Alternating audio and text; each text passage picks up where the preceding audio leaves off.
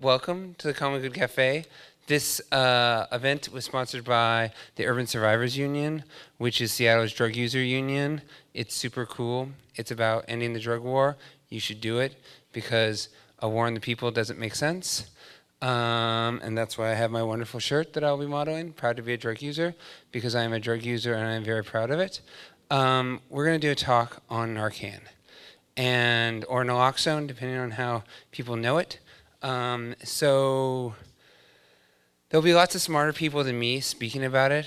I will probably go last into an education on how to use it in a real sense. But Narcan is an opiate antagonist that stops opiate-based overdoses. And I think I will welcome. There are two more speakers, not as data-oriented as the last one. One is a woman named Alex, who's a member of the Urban Survivors Union and one of the sweetest and most caring people I've ever met, and a truly wonderful person that I'm going to try to get her as red as physically possible before she speaks. And so if I am successful, she will match her shirt. So my dear friend and colleague,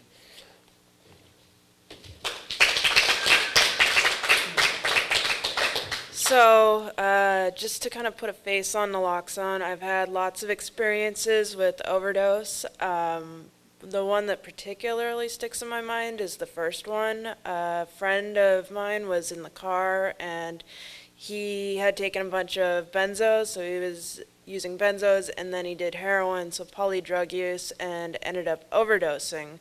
And at the time, the only education I had was from the needle exchange. I had learned how to do, mouth to mouth and what to do immediately if a person had an overdose. And this was before I knew about naloxone. And so I gave him mouth to mouth. I called 911 and everything, and he happened to come out of it. But I think, what if he didn't come out of it? And I didn't have naloxone at the time. It would have been a lot worse of a situation. He ended up living, but it could have been a lot worse. So I just blanked completely. Anyway, but no, it's very important that the needle exchange is able to give out naloxone to people. It saves many lives. I didn't need it that night, but there have been other nights where I have needed it, where people have overdosed, and that was the only reason that they made it, was because of naloxone. And our needle exchange over here, PHRA, gives it out and teaches people how to use it. And I, for one, I could say I do the survey and mark how many people use it and how many people have saved lives from it. What's the number? it's about 1,600 vials last year and 500 saved, but that's my part of my talk. Yeah, okay, well, yeah, so 500 people saved, so it's a big thing. But What's it mean to you to have it and have the ability to save your friend's life? it makes me feel like I have more power, and a lot of drug users, they feel disenfranchised. They feel like they don't have any power over their lives. Legally, there's financial issues. There's all sorts of issues that drug users face, and when they have naloxone, they have the power to save their friends' lives, and then they don't have to worry about their own livelihoods necessarily, of police coming and other repercussions stemming from that. Yeah, naloxone is pretty much all there is. I mean, you could do rescue breathing, but that only goes so far, like you were saying with the receptors in your brain, if it's overwhelmed with opiates and tolerance level and everything, there isn't much else that you can do that's 100% effective. Yeah. And you had another question? You're doing great. Okay. Anybody else? Okay, thank you. I do want to thank Alex for her words and experience, because I think it's really valuable to understand what it means. I'm going to call her age and my age out a little. She's from a younger generation than me, and I grew up in the University District. I will always be an AVRAT. I will always be a U District person. And I have many friends who I used to live in the streets with, many people that I deeply care for. The sad truth of my life and my individual life is I know more people who are dead than who are alive. And so my generation did not have the advantage of naloxone. And many people who were deeply influential in my life and taking care of myself and my elders died one after another from overdose. And this is a neighborhood who touted that there was no drug use in this neighborhood, but people kept dying of overdose. And there is a long string of avrets and people who are from this neighborhood who weren't even homeless who died from overdoses.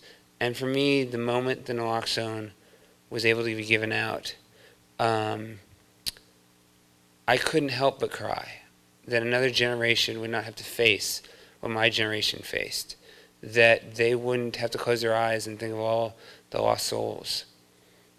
And so I always think it's very powerful. This is a life or death situation, and it's $2.64 or $1 per 1 cc vial for a life. And no matter who you think a person is, $1 is worth a life. And so this is a life or death crisis.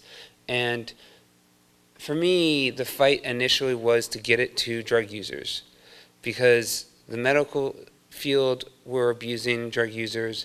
The drug war had made it so low-income folks and drug users couldn't trust or respect the police because of the relationship with the drug war, and so they had no choice but to take their health care in their own hands. But I think now we figured this out, at least in King County, and I know the rest of the state isn't there, but there are many people in many different other areas doing incredible work in naloxone distributing. But we figured out the formula. Every needle exchange can give out naloxone, like needle exchanges can push that out. It's not that hard. The trainings can be simplified, and we can get it out the door. But there's really another population that is dying, and that's people who get prescription opiates, right? And they don't have that kind of crazy activists that needle exchanges seem to produce.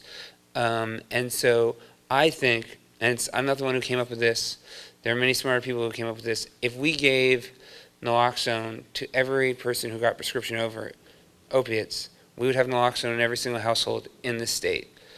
And it would happen very quickly. Every household at some point is going to get prescribed opiate-based. It's not 100% true, but there's going to be the vast majority. And if it's in every single cabinet, whether your son has to steal it from you and you get it, or you just have it readily available, or if you see an incident happening in your house or in the community, you know what it is and how to solve it. And knowledge is power. And I feel like we've focused so much on injection drug users that we've kind of missed the larger community. And, I think it's more real in the injection drug using community. There are people, I've yet to meet an opiate user who doesn't know someone who's died of an overdose. In fact, I think the myth is that drug users are these single communities. Like I know on a daily basis many different drug users, and they've all known someone who's died of overdose. And I think there's the stigma of being a drug user and saying, I'm a drug user, and the typical answer is people either want to cure you or run away from you. And people die because people use alone. And if you don't use alone, if you're always using with a friend, then you will likely survive. I am a drug user. I am also an executive director of a nonprofit. I was ashamed to be called a drug user because of the stigma people put on me. So I used alone. And I have racked up 7 overdoses in my lifetime. And if any one of those were successful, and I died, you would have missed me on this podium being a director and trying to fight for my community. And I dare you to find someone who's from the University District who cares as much about this neighborhood and is willing to give their life more for this neighborhood than myself. And so you would miss out on me because I'm a drug user. And being a drug user is one piece of my life. I'm also a fanatical Arsenal fan, but people don't seem to give me stigma for that too, you know? So I think this is a community crisis that is that is being left in the dark. And so as this vast group, I'm going to train you all on how to use Narcan, and you will have to take it with you and go into the community and train another friend, give it to someone. Everyone should know what it is. Everyone should have it. It's super easy to use. There are two kinds. I'm only going to show you the one for injectable right now. So if you want to have a conversation really quick about injectable or nasal, right? Why use one or the other, right? I am an injection drug user, right? So I could use nasal, and nasal is roughly 90%, 90% depending on your study and depending on your person, effective, right? It's a little complicated to put together, but it's totally doable. So that's fine. I could use that, and that will save my life, right? But if I'm an injection drug user, I'm used to needles. Needles are what I use every day. I'm comfortable with them. So I'm probably, as an individual, going to lean towards an injectable because I'm comfortable with a needle. I'm comfortable jabbing a needle in to someone or myself. So that's probably the direction I'm going to go. Now, if I'm not an injection drug user, and needles, I'm afraid of them. I'm not comfortable with them. They scare me. Needles are scary. Their own design comes from a snake's tooth, right? And snakes are, scary. They slither, they bite. We are mammals. They are lizards. Their empire had to fall for us to rise. They want their second chance. I get the stigma. I get the conflicts. I still think they want their second chance. You got to watch out for those snakes. So you have nasal. So if I am not an injection drug user, I would lean towards nasal. So it's really dependent on who you are. And there's a couple of little things coming down the pipeline of some easier nasal sprays to use. I think ideally naloxone in nasal sprays would be more like a nasal spray for sinus infections, where you could have 10 cc's of naloxone in a nasal spray and you could spray at will and it'd be super self-explanatory. I think the kits right now are, you can put them together before people get them, but they do have something to leave to be desired. So with that said, I'm going to grab some naloxone. And for all you people who are about to give me grief for wasting an naloxone, if I train you all to use it and you all use it, that $1 was well spent.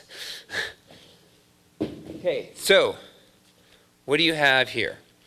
You have 3 cc's and 3 1 milliliter vials of naloxone. Why do we give you 3? Why don't we give you 1? Because sometimes 1 is not enough. And it's better to give you a little more than not to give you enough. Okay? Why do we have this in a not see-through 4x3 bag? Well, because naloxone is light sensitive. And it can degrade naloxone by being in it. And these bags make it so the light can't get in. Saying that, just on a totally side note, finding a non-see-through baggie is really impossible. And so I had to search long and hard to get these. And so if you ever want to find them, you should contact me and I can give you the 2 companies in the United States that sell them. Okay? So the other is a step-by-step instructions, which I will not read because I'm going to go through with you, and 3 cc's. Why 3 cc? Well, this 3 cc has a 1-inch needle and is able to muscle. And so you want to be able to get through the layers of skin to get into the muscle. You can use intravenously, but you're wasting time unless you are a skilled phlebotomist who's used to working on that specific body. You just want to get it in there because seconds do matter in this situation. Hopefully you notice them the first moment they started going under. Chances are you didn't get there at that exact second, and you are seconds to hopefully minutes Hopefully you're not longer than that. And I think I've used hopefully way too much, so I'm going to try to avoid that now. Okay, so my friend and me are using. And I'm watching TV and I look over and my friend is kind of turning blue and not doing very well. So what do? Do I ignore him? Do I say, oh, he's just on a heavy nod? First thing to do is to check that. And I can take these knuckles. They're exciting, they're new, they're different. I can hit this chest and I can rub on it, right? If everyone rubs on this chest, it's annoying. So if they tell you to fuck off, if they tell you to go away, they're alive, right? So any kind of communication, you may not even need to use naloxone at that point, right? So let's say they're not responsive in any way. You've done that. You said, hey, Jake, hey, Jake, hey, Jake. Okay, they're unresponsive. You may need to use naloxone. What I've done in the past, if any drug user has ever been Narcan or naloxone, I just whisper in their ear after that and say, if you don't wake up, I'm going to Narcan you. And there are a vast majority of drug users who will then raise their hand up or give me some sort of moment and say, hey, I'm not doing this. There is no, the street value of this is to save someone's life, not to get high in any shape, way, or form. And I can tell you one little story that I find to be kind of heartbreaking as a drug user is someone misunderstood what naloxone was, and he added it in as his water to his dope, and he shot it up, and it was the most reverse experience of getting high you could ever imagine. All right? So, Did he come back and yell at you? He did come back. Said it did not work. So just to tell you that. Okay, so we have, and I'm sure the camera's, it's a big hard one, but we can get a closer up later. So we have a 1 cc vial. The first thing you're going to notice about this 1 cc vial, it's a damn big vial for a small amount of liquid. Okay? So unfortunately, they don't make them 10th size smaller because I imagine they think that people are going to have a harder time using it than it will be to get in. Okay, so we're going to take a 3 cc syringe, which is a BD if you're wondering about brands. I'm a BD man myself. It's a 3 cc 25 gauge 1-inch needle. Mainly because we give these out for muscling at the needle exchange is why this exact needle gets into them. So first step is to lift this wonderful orange cap. Do not shove the needle through this orange cap. It sucks to do that. So you've broken this, and it's a resealing seal, but this is a 1 cc, so you're probably not going to reseal this. With this 1 cc, the one thing you will notice is, if you all get close to me or not, is this needle is almost the size of this vial. So if you put the needle all the way in, you are going to be putting it in through air. So you're going to take this vial, and you're going to put this needle in there, and you're going to do it just slightly in, and you're going to flip it. All right? So you see that there's lots of needle space here, right? Then you're going to pull back like so, and liquid is shockingly coming into the syringe. And I'm going slowly because it is a little tricky to get the last of it out. Okay, and we have a vial. Empty. Okay, so you push up a little for water, so you don't want too much air. So I have a little over 1 cc. Now where would I put this? This is not for Pulp Fiction. Anyone who's seen Pulp Fiction, they did not use Narcan or naloxone. But it has gotten this conversation started. You do not put this in your heart or your chest in any way. You take this on your back of your arms or their butt. If you have to, you can go straight through their clothing. It is better to not do that. But like I said, seconds matter. You could have someone who has a good belt on and you can't get it off, or someone who has a hoodie like mine, and for example, in the winter, I'm born and raised in Seattle, so I have a t-shirt on, a long sleeve shirt, another t-shirt, another hoodie on top of that, and so then you just end up with a lot of, there. So once you get it in there, you poke it in, you squirt it out, okay? You get all that naloxone in there, and then you can start your rescue breathing. Getting this in is is the first thing you do, right? So once you do that, you can start your rescue breathing. And it can take up to 3 minutes for them to wake up. You may have to use more depending on the amount they used. When they wake up, the best way I've described it to people is imagine you fall asleep and then you've just woken up naked in the Arctic Ocean. You're disoriented, you're freaked out, you will be convinced that you didn't overdose, that someone just jumped the gun on you. You're going to be angry, they're not going to be happy, right? So you're going to be in this place where they are not going to be happy, disoriented, and you now, for lack of a better term, have babysitting duty for the next 30 to 90 minutes once it wears off, right? Once it wears off and they have not overdosed and maybe they're just well, then you're good to go, right? You can leave them. But be very careful, because one of the few overdoses we've had with people using naloxone was someone who gave it to them, they woke up, the person who gave it to them fell asleep, the person died later because he went back into an overdose. So you do have a responsibility to keep track of this person. And the overdose can, once it wears off, it can go back into an overdose. The best way that I've actually been explained to it was by Philip Coffin, who's another researcher.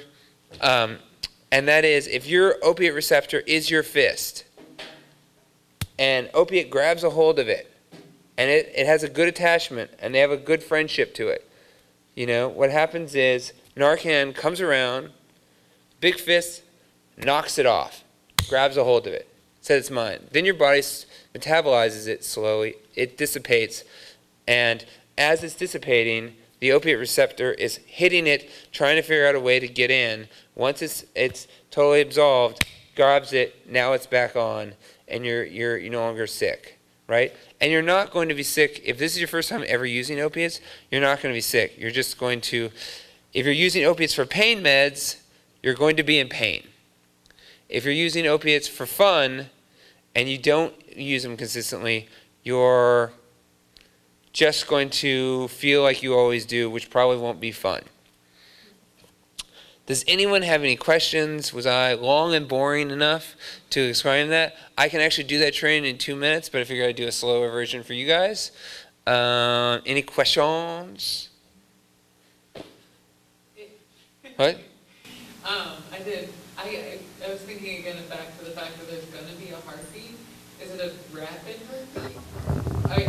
Well, it's a rapid heartbeat once you've been Narcaned, that's for sure, because now you're breathing fast and you're pissed off. And if you've been calm and collective breathing and you've been really pissed off breathing, there's a difference. And so, you know, you almost get, I've been Narcan 7 times, and I almost feel like I almost get like an energy jolt. Like you've kind of like woken up and you're kind of like, what the hell is going on? And you're disoriented. You want to know, like, and you're in disbelief. You're kind of like, why did this happen to me? Why am I in this situation? And it's been a couple of times of my use of being Narcan that I've understood the experience of it, you know? And so then I've just been like, oh, fuck, that happened to me. So, any other questions? What about putting the air into the vial before you draw out? Is that necessary? The small vial, it's mostly air. I haven't felt that it's necessary. The bigger vials, I think that helps, but it doesn't really, for me it's not been a huge factor, but I guess I've used it a lot on other people, so I've been more comfortable. So I would recommend it if you can do it in a calm and collective way fast. But what I find is, in every overdose I've ever been to, as I'm giving naloxone to somebody, there is always someone screaming, they're going to die, oh my God, they're going to die. And I find that alone has made me want to just hurry up this process to get that person to stop yelling at me.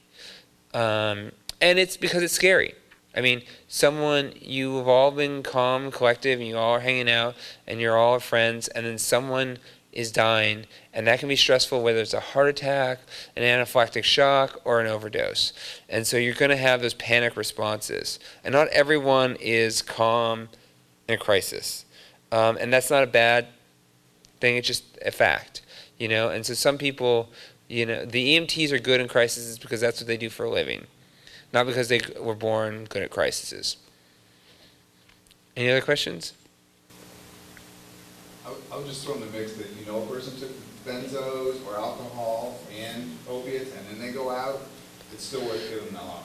It's not going to do anything for the benzos or alcohol, but if you get the opiates out of their system, there's a chance they can come back just from that. So you know that. You don't want to use it if they just use alcohol. If they've only used alcohol or only used benzos, naloxone's not going to do anything.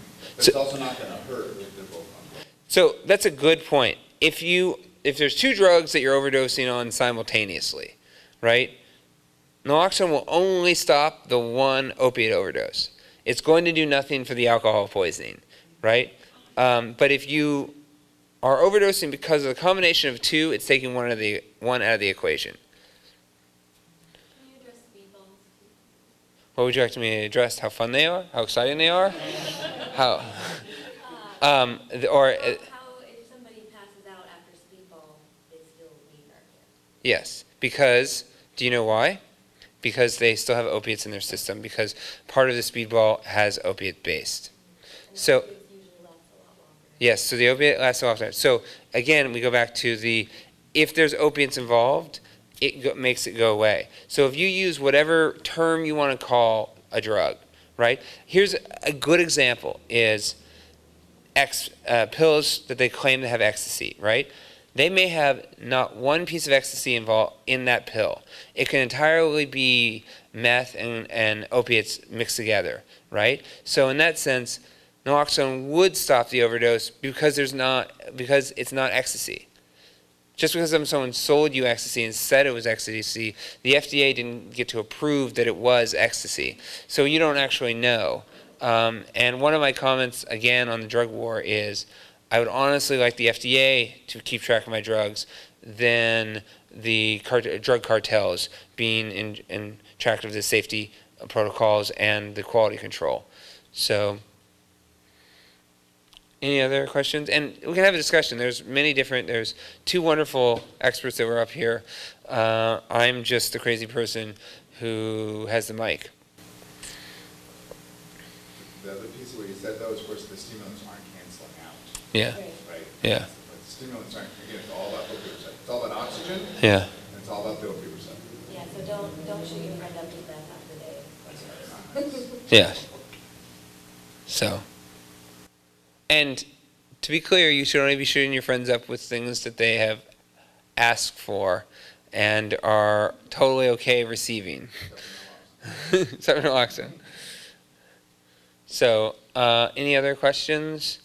Any other feelings about how we can get out naloxone more? Any other strategies you'd like to do? Should we be hitting up old folks' homes? Should you be educating your parents on Narcan and naloxone? So here's one of my kind of pet peeves about Narcan distribution. Born and raised in a city, love Seattle, love the U District, right? We have great emergency service. If 911 is called and if paramedics are on your way, they're going to get to you. Unless you've given them a totally wrong address, they're going to get to you. If you live in rural Washington, you could be 15 minutes away from a EMT, and you will be dead and gone before that happens. So I feel, even more important that the rural areas have naloxone. Even more important that every drug user in the rural community have it. That everywhere possible has it and is distributing it. Because if I drop dead on 45th and University Way from an overdose, a good chance is there's going to be a paramedic on top of me within 5 minutes. And probably less time, because they probably only had to go, less than a mile to get to me. If I then drop dead in Yakima County, somewhere, along the river, I will be lucky to see paramedics in a half hour. So where is naloxone more needed? I would say in the rural communities and in the suburbs and places that don't have great medical service, because you can save your friend's life. You can get it, you can make it so you will not have a generation passing away, because a life is a life. Whether you're a drug user today, tomorrow, 5 years from now, or you stay a drug user your whole life, you still have lots of things that you could do to make your life better and make your community better and your country better. And you lose all that if you die.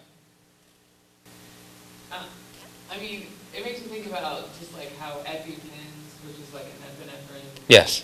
dose, like are more common for people to have like in med kits or like Yes. taking when them camping. Well, it's also actually quite hard to get EpiPens. They don't make it actually quite easy. I mean, I go into anaphylactic shocks, and they're like $250. So and that's something you want to talk about, the FDA, a little politics, is 10 years ago when I got one was literally a loaded syringe with a cap on it, right? Dirt cheap. They were like, how many do you need? Now it's this big fancy contraption that is, for lack of a better term, fairly idiot-proof, where you just pull on the back cap and push it, and it stabs you in the leg. That whole system, to make it easier to use, went from dirt cheap to incredibly expensive. So we could make a naloxone version of an EpiPen, and we could charge everyone $250 for that. So it's like, be careful what you wish for in that sense. I think the nasal spray, compared to the injectable, is a pretty big price jump. So I think nasal sprays are more politically savvy, more easier to use if you don't have people who are used to needles. But the cheapest way to go about it is to give out injectable. The reason we give out injectable is because, one, drug users are used to needles, and two, it's dirt cheap. I was going to say, like a huge percentage of opioid overdoses are not injection drug users using heroin, but there are people using prescription drugs who may or may not have experience using needles. So for those people, I wonder about, like, first of all, is the effectiveness of nasal Narcan relatively similar to the effectiveness of injectable Narcan? It's similar, but it's a little lower. Injectable's a little lower, and that's because there's some. Injectable's lower? No, nasal is lower than injectable, and from what I've been told by people who are smarter than me, is that injectable has been basically FDA approved and have the research, and the nasal naloxone, I don't know, it was designed, not intended for that or the nasal system, so they don't have the formula necessarily perfect. If maybe we did an FDA approval, which is be very expensive, and for 10 years, that some company would try to sell it for lots of money, but once it became a generic, could we possibly at least to a equal footing of both? But yes, I think if you're not used to needles, go with the nasal. But the nasal is a little tricky to use. I mean, like, if you don't twist it correctly, it doesn't work right. So in some ways, I think two things that I think needs to improve is, one, the distribution for nasal naloxone. I don't think nasaline's a word, actually. And three, I think once you had that, you could do a good transfer over, if they were of similar price, to everyone having nasal, right? Because just because you give it to me as a drug user, right, my partner could not be a drug user and not be comfortable using needles. And if she's the one likely, or I should say he or she's the one likely to give it to me, then they should feel comfortable with whatever means to distribute it into my body. Along that same very line right there, people's comfort level and so on and so forth. Now, is another reason for going with injectable expediency, speed, versus the nasal, to that act to absorb it in, and from a nasal passage or some sort of its words. I'm not using the nasal, so I'm asking, is that a difference? I don't actually. People have argued that there's seconds. People have argued that there's a seconds difference, but I've never seen a study that has stated that one is so much faster than the other, because with the muscling, you have to go through all the muscles and the tissues, and the other one, you're going through all the membranes within the nasal passages. So, can I show 'em my kid? Yeah. See, now that you said it like that, now my mind kind of recognizes, oh, wait a minute. At least in my bronchial pass, my passages, it's closer in contact with blood than going through my system than the muscle. So Yes. So, let me tell you how the thing works though. So the intranasal, you're not breathing it, because you're not breathing.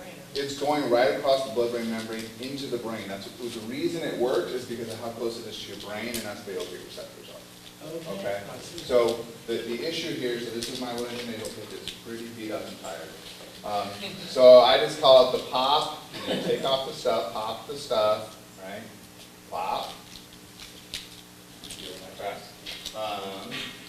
And then twist, thank you. So I'm going to twist this in. I'm not going to twist this in all the way, and I twist that. And this is a little spray, and squirt. I'm not going to do it. So it's pop, twist, squirt. That's not that long. And there have been cases where people can't get this damn thing on. They just squirt it up. Half of each nostril works fine. But be clear, that's half in each nostril. Though that's not one nostril full dose. That's a half a nostril and a half a nostril. And it's known to work if it's just one nostril. I mean, it's not like you got to make it all perfectly. So that's the intranasal. It probably takes a little longer to take effect, and it doesn't last as long, because intramuscular is going to get absorbed in your fat and get released a little bit more slowly. So there's pros and cons of both. There's been some places in San Diego where they give you a to-go dose of intramuscular, like they're not going to transport you. So anyway, it's basically the main thing is the person needs to carry it. And so that's the one thing I say about intranasal is that if a person's more likely to carry it, then they're more likely to use it. So whatever the person is going to use, I think is fine. Well, and I think he has a very good point. If you have Narcan and you leave it at home under your bed for safekeeping, and you use at Peter's house 5 blocks away, you don't have Narcan. Not at all. And if you keep it in your pocket and you don't tell people where it is and you're going out, you're still not using Narcan and you have no access to it. So you need to put it in a place that everyone knows where it is, whether if you're in a house, in my own house I have it in the bathroom, the bedroom, the kitchen, in lots of different places, and everyone who comes in my house will know exactly where it is. I also do that. I also have a little pouch that I have my EpiPen in, so everyone knows where that is too. So I think it's also I think the key is to communicate to your friends and family about your drug use, also to communicate to where you keep your Narcan. If you're going to be, let's say, a little argument I've always made is if you're going to be a drug user, be the best drug user you can be. Don't go half-ass on it, because you could be a really crappy drug user, does more damage to themselves than anything. A responsible drug user can be long-lasting drug user, and if they have chosen not to use drugs anymore, leave the drug world with a little to no health side effects. So being a responsible drug user is the best way to go. So if you're going to use opiates, having Narcan, knowing where Narcan is, training the people around you how to use it, letting people know, I only use on Friday, I use every single day, and then having the conversation what drugs you are using. I use cocaine on Saturdays at the bar, right? And when I get really drunk. Okay, there's risk factors to that. Knowing what those are, knowing that maybe driving is not the best mode to get to and from the bar if you're going to do large amounts of alcohol and cocaine together. So I think having those communications and having that checklist and knowing what to do in certain situations and telling people, like, for example, what you're allergic to, why you even have an EpiPen. So I've been in a restaurant and I'm allergic to certain foods, and I've ordered food and I've gone to almost take a bite, and my friend was like, look, that has the thing you're allergic to. You can't eat that, Or, for example, and a little story I like to do about my EpiPen, anyone who's from Broadway, suck it up. I'm going to tell the story anyway. And that is, I'm going in anaphylactic shock in a place because I ate mayonnaise, and as I was falling out, as I'm literally falling to die, I see 3 ex-Broadway kids in front of me, and I told them I don't want to die around a whole bunch of Broadway trash. Right before I get my EpiPen, so it's knowing who's around you, who you can trust, and all of that. Yeah, I've got hate in my heart. So, any other questions, conversations? We can stay here all night because I have the keys, or we can go home in a reasonable hour. Ask some questions. So there are lots of videos how to talk to police from Australia to different groups. My own experience when talking to the police department and lifelong drug users in this neighborhood, first name basis with most of the police who do the beat in this neighborhood. I find just talking to them, and that's the best time is not when they are in the middle of an arrest or in the middle of an event, but like communicating with them and chatting with them. I do it quite often. Every time they try to come by the exchange, I wave and say hi. I don't think having an openly conflict with the police is going to serve yourself and your community any favors. I think there are times when it cannot be avoided, and I think there are times when communities and police are at odds, and I think the drug war has made the police essentially anti-community because of the way the laws are set up. I think police departments and police typically, not always, care about the communities in which they serve. They want the communities to be safer and better places. And in this neighborhood, I find that there are beat cops who deeply care about the drug users that they are in the community, and they deeply disdain the drug dealers in the community. And unfortunately, sometimes when drug users become drug dealers to support their own habits, they get caught in the mix. And there are some officers who just want high arrest records and don't care. But I think communicating with them and sitting down and listening to them and kind of having that dialogue and that consistent dialogue can only help you, especially if you're not in a field that is consistently breaking the law. So I think having good relationships with the police department is going to be positive. Getting them on board for Narcan, even if they say, hey, if the battle you win is we're never going to hand out Narcan, we're never going to give out Narcan or naloxone, but we're okay that you do it, that's a win. And to have those communications, because honestly they know what's going on in their community, whether they want to admit it or not. So I think, I think they're in Baltimore. I'm spacing on the man's name now, but he is the head of police officers for a more sensible drug policy, and it's basically run by police who want the end of the drug war.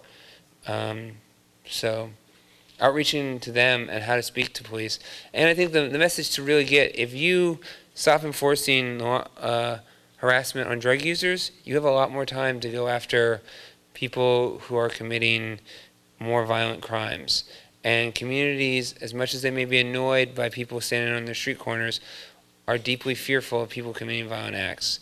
And I think to remind the communities that police don't actually keep your neighborhood safer. Communities keep your neighborhood safer. So, yeah. But here's the wonderful $10 shirt. And Joelle, right there, is this fine woman narcanning Mary Howe from the San Francisco Needle Exchange. So by all means, buy the shirt. It's $10. They are only around for a limited time, and then they will sadly go away, and we'll print an entirely different shirt, and you will have to say, oh, I wish I bought that Mary had an Overdose shirt, and I'm sure Joelle will happily autograph it for you, as she being one of the superstars in it. I think the big thing is asking every social service provider you come into contact, every public health official, why don't they give out Narcan? Every needle exchange should give out Narcan. There is no excuses any longer. If there's an overdose in the community, it affects the police, it affects everyone in that community. And to prevent those overdoses for a very cheap drug, that seems like an obvious solution, and it should be an obvious solution. And so not alienating people when you talk to people about it. Is always a positive step. And if we get Narcan or naloxone in every household, drug users still get it by default because they have it around their community. So, but I'm seeing lots of bored faces. Did everyone speak who wanted a chance to speak? Okay, welcome, exciting. There's lots of shirts.